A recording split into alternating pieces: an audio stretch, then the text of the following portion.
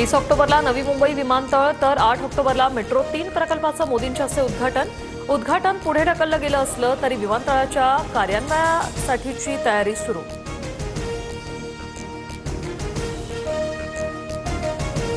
लातूरच्या मुरुड अकोला परिसरात भूकंपाचे सौम्य धक्के, नागरिकांनी घाबरून जाऊ नये, अफवांवर विश्वास ठेवू नये, प्रशासनाचं आवाहन।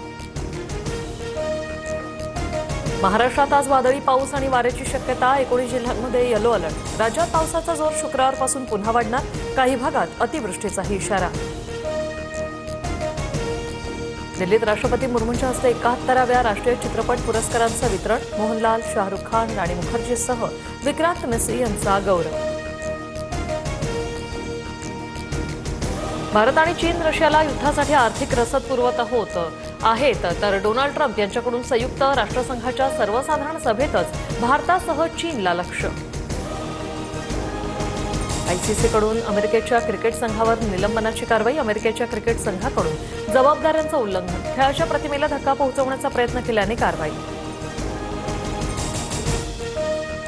अंपायर डिकी बर्ड यांचं 92व्या वर्षी निधन, डिकी बर्ड यांच्याकडून 150हून अधिक आंतरराष्ट्रीय सामन्यांमध्ये अंपायरिंग।